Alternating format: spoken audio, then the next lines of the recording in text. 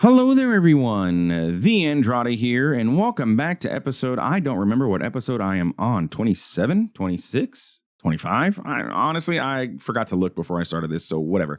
Anyway, welcome back to this episode, whatever episode this is, where today we are working on Ars Nouveau, and we are working on figuring out how can we bridge the gap between Ars Nouveau and applied energistics. Stick around to find out.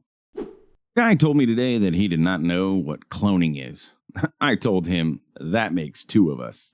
Welcome back, my friends, to another wonderful day here in the world of the Andrade, where the Andrade is loving his new house that he has moved into because I've got fiber internet here. It makes things so great. I love it. Episodes previously would take 8 hours to upload are now uploading in about 8 minutes. So, yeah, it is absolutely fantastic.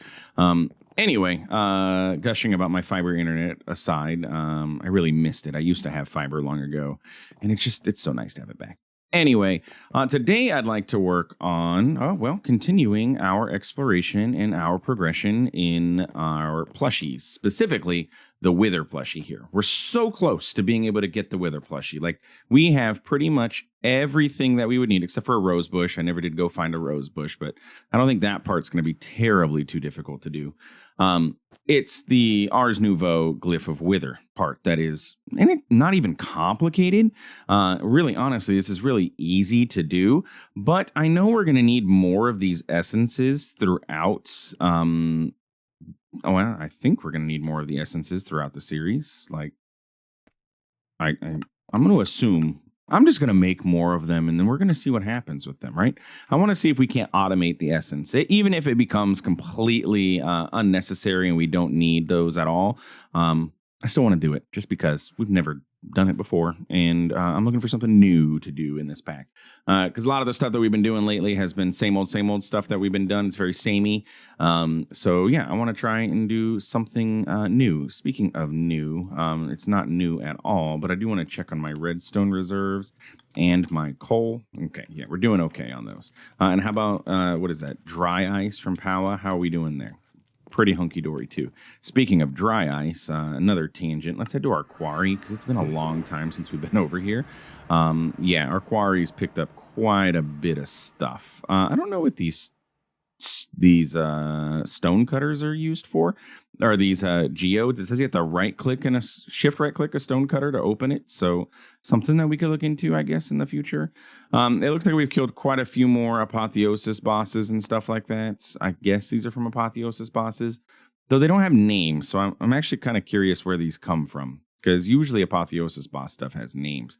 We got an ash vent and andesite slab, so we're still going. It's 346 out of 1,000, so still plenty of stuff to mine up. Like nothing too crazy there. So yeah, we can go ahead and shove these into the system and just get them out of the way. Ars Nouveau.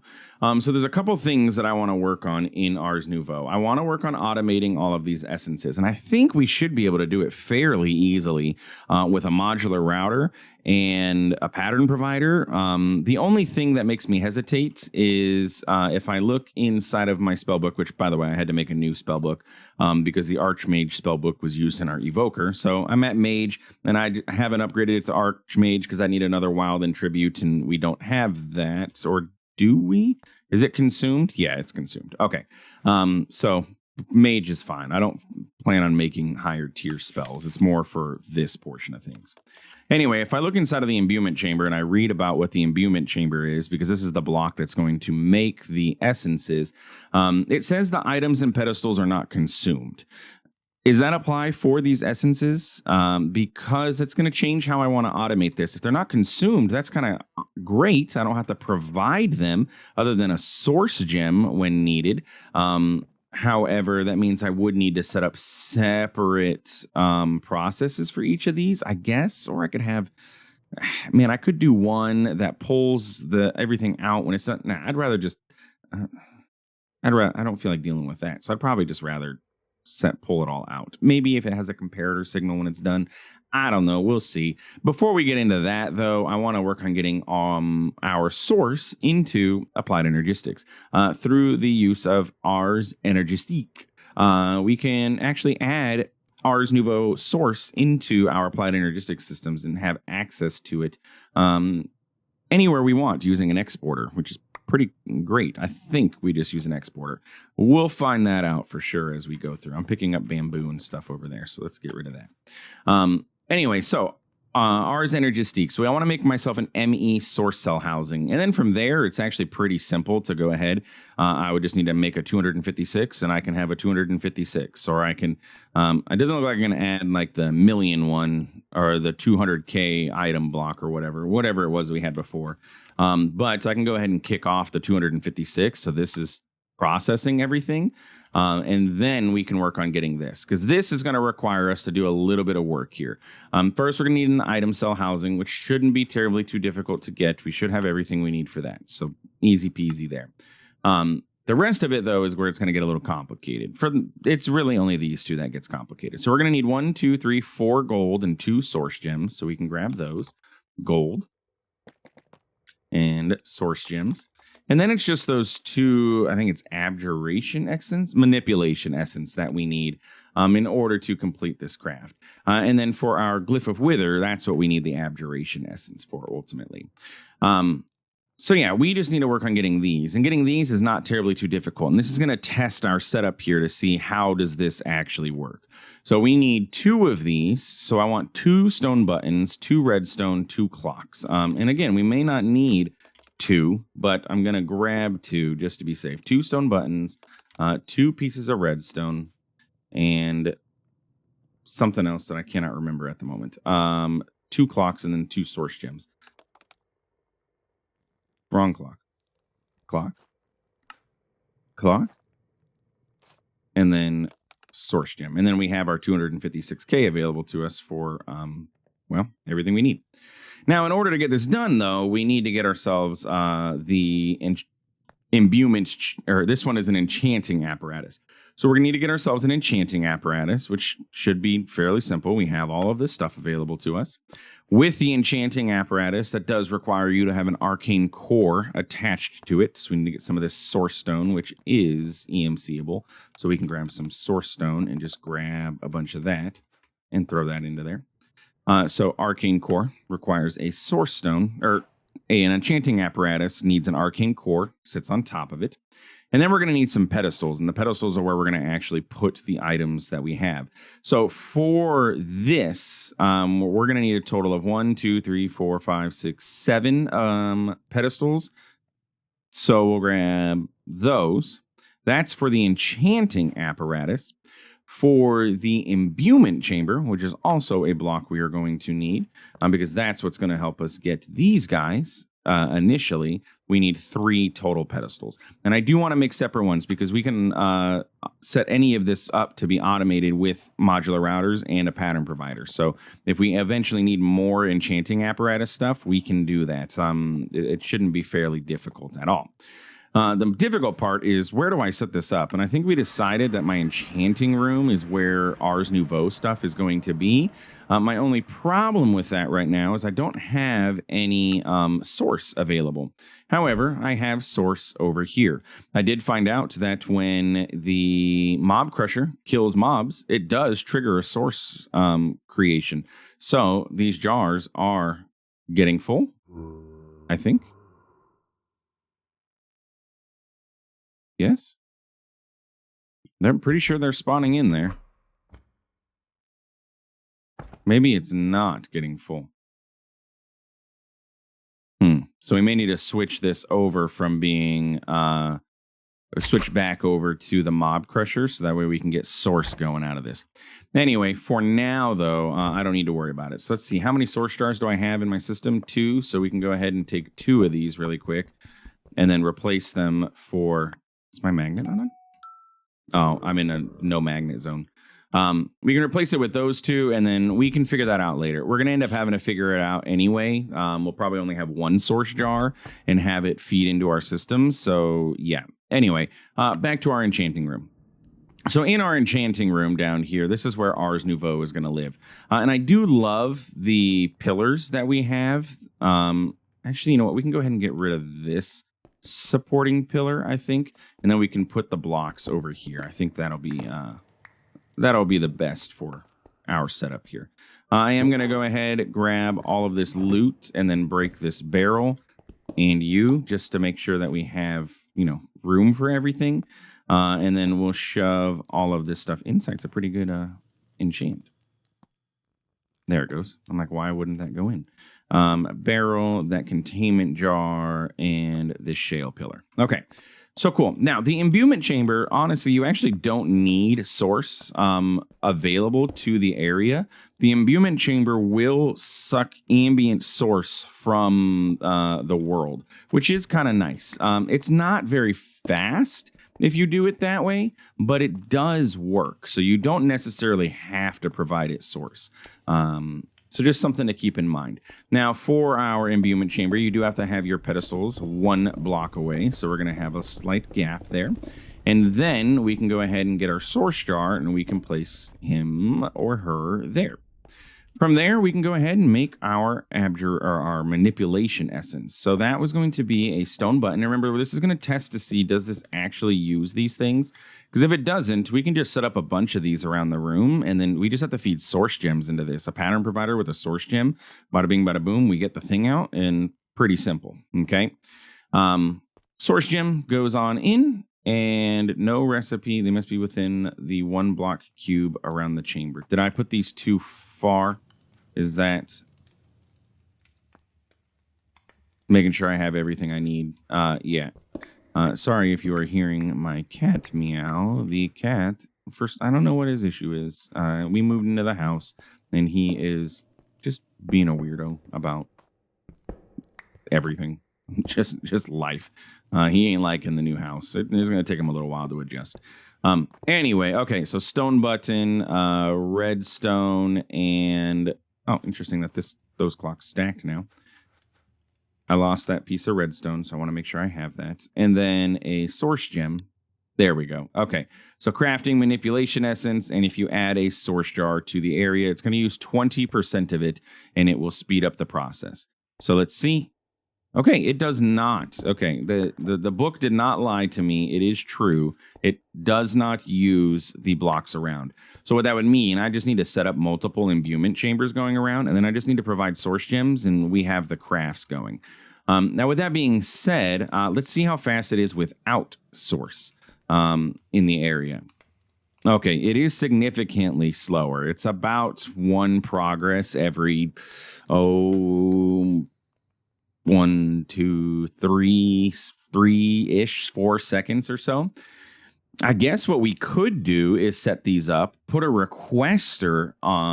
We can still have a pattern provider, but we can set up a requester. I've had one on my to-do list for a while, and have it request these to keep them in stock. That way, as we're playing, they start building up their inventory, and we start getting more and more of them overall.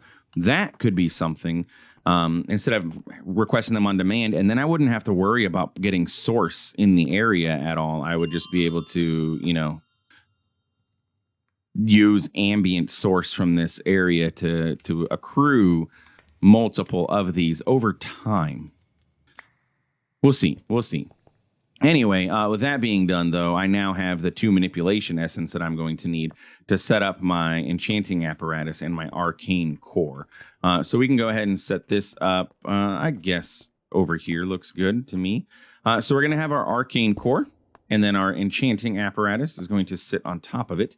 Now, this is one of my favorite blocks in Ars Nouveau. The animations for this guy are just chef's kiss. I think... Let's see, you're going to go there, you're going to go there, you're going to go there, you're going to go there, and then we can do cardinal corners. There we go. Okay, so that is our enchanting apparatus. So we just need to get our 4 gold, our 2 manipulation essence, our item cell housing. No, what am I missing? Oh, 2 source gems. Oh, and I needed 8. See, I thought when I was counting that out, I thought I needed 8, but then I didn't count correctly, apparently, and it's actually, well, I don't even know what I'm saying right now. The Andrada just don't think sometimes. Look, I worked hard today, okay? Source gem goes here, and then we just take our item cell housing and we plug it into the enchanting apparatus, and it's going to do its thing. And you're going to see that animation. I just love the sound, too. It's just so good. I love it. And there it goes. It's done. So we can just come in here and grab that. And it's fairly simple to automate this too. We have a pattern provider pushing into a chest. The chest is attached to a modular router. The modular router can send to the items. We can distribute to the different pedestals. I would need 2 distribution modules, or a sender module, or probably would be easier, and then blacklist the source gem. And then just have the, whatever the catalyst is, go into the enchanting apparatus, which is generally going to be a source gem. Anyway, so with that being said, now we can go ahead and grab our 256K and combine that with our ME source cell housing, and now we can store our source in our MDF. So if we pop into our, well, area over here, and we put this into here, we can now store 256,000 bytes. What that means, I have no idea. I have no idea how much source 256,000 bytes is worth. We're going to somehow figure that out. With that being said, though, I think all we need to do is get an import bus, and then we can import source. We're going to test this out. I don't know. So if we look at ours, Energistique, there's not terribly too much to it. There is a spell P2P tunnel, a source P2P tunnel, and a source acceptor. The source acceptor is the only thing I don't know if that's what I need to accept source into the system. I mean, it would kind of make sense, but also I'm looking at this source converter, and I know the source converter converts source to flux power. So do I need this? Do I need an acceptor to be able to accept source into the network, and then a converter to convert it? And then what's up with this ME source jar? I don't know what that's all about either. And this is an energy acceptor that goes into this. So I guess we're going to find out. We're going to see what happens if I just throw an import bus onto one of these and see if it imports source into the network. Like, let's find out. Okay, so if I take a source jar, I take some tough, I guess. You know what? Let's go downstairs. I had to offset this one, by the way, because it was pulling the channels off of this when I was doing that. This is the one that's for the Wither Builder out in the nether, or in the end. So I had to offset it. It doesn't look the greatest, but it does what it is. It does what it needs to. Okay, so if I go ahead and I place, let's say I place my source jar here, and then I grab my extended bus, import bus here, and then I just grab some cable, what happens? Like, you gonna work? Okay, it's not doing anything. It is not importing. So maybe I do need to have, oh, wait, I lied. It did. 0% full. Does it count as a fluid? No. Can I see source? How do I know how much source I have, I guess, is the question then. It imported it, though. It's in there for sure. Yeah, we used 10. So, and that was the full bucket. So every full container is 10 bytes. So we can have 256 full containers, essentially, is what that's telling me. Okay. And that shouldn't be terribly too difficult to actually set up. I can just go ahead and break this. And then if we go over to our farm, I do need to get a wireless connector. I'm missing smart cables. Oh, I guess I am actually missing smart cables. If I have 2 of these wireless connectors, I can hook this up over at our mob farm on the roof. And then I only need 1 source jar over there. And then as mobs get killed, that source automatically gets imported into the system. I wish there was a better way to see it, I guess. But it worked. And that's what I wanted to see happen. So I need to grab you. We're going to go over to our mob farm. We're going to fly on up here. Yeah, none of these other jars have started getting full. So I think we have enough pink slime. We have like 82 buckets or something like that, or 118 buckets. I don't know how much we're going to end up ultimately needing. If we need to, we can turn this back on. It's not a big deal. So we're going to turn this off, and then we will turn this on, which will now start generating source for us.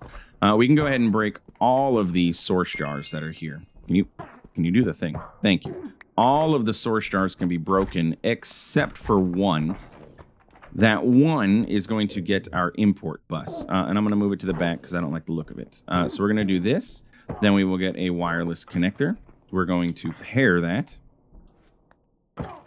So you're going to do that. We'll grab a cable. I said cable, please. I did. A little lag going on, which is always fun. An extended import bus onto there. We can grab acceleration cards for those. I mean, 34 would be fine as well, but don't need that many at the moment. 4 of these, so it can import as fast as it can. And then all we have to do is go set this up at our MDF. Link it up over here with you. Bam. And we should be good, which means we should have got more source. Yeah, look, 20 source. So what I can do is I can cycle out these different source jars that are full, or honestly, I could probably I'll just shove these into the system, right? It'll be backup source in case it's ever needed. But we now have source coming into the system. I can then export that source out if I wanted to speed up crafting processes for Ars Nouveau, or use it for whatever we need to, like a Drigme farm if I eventually need to set something like that up or whatever. Honestly, I don't know if it's necessarily needed in this pack. I haven't really looked to see how much R stuff. I know like the Arcatron or something like that. One of these guys is made in the apparatus or the enchanting. You are the induction smelter. You make the Archimorph. You are the Arcolution, and then you get used to make the Archeum, and then you get used to make Fading Matter. One of these things, is it you? Oh, probably the Archiveau, because, you know, that's Ars Nouveau, is made in here, and it requires 10,000 source. So that'd be 100 on our list of stuff that we would need, or 100 bytes, essentially. So, yeah. Right? Oh, yeah, so that's 100 bytes. Each one is 10. Wait, we can hold way more than 256, can't we? I lost a 0 there. We can actually hold 25,000 source jars, 25,600 source jars worth of source in that thing. I think that's way more than enough for what we're going to need. So anyway, next episode, we will come back and we will get our Glyph of Wither. I'm going to work on getting these guys set up. And I'll probably just automate it. I'll show you guys how. It's not going to be too difficult to do. We're going to have a modular router. We will have a pattern provider for each one. So it's going to be something like this. And then we'll have, honestly, we don't even need a barrel or anything. Because the modular router, the source gem can come into here and get pushed up into the imbuement chamber. The imbuement chamber can do its thing. And then when it's done, the modular router can pull it back out and push it into the pattern provider. Easy as that. So we just need a total of 8 of these. And then I just need some polar and some sender upgrades. So I'll work on getting that going in between episodes, and we'll have all of these automated and requested. We'll work on making ourselves an ME requester as well. Apparently I'm missing glass in the system. And then we'll talk about that next episode. If you've never seen it before, it should be fairly simple to understand. Not something I necessarily need to do on camera here. Yeah, anyway. If you enjoyed today's episode, please feel free to like, comment, subscribe. I do appreciate it. It really does help out the channel. Tips, tricks, suggestions, all that good jazz, as always, is highly requested and highly appreciated. Thanks for stopping by. Thanks for watching. We'll see you in the next one. Have a good one.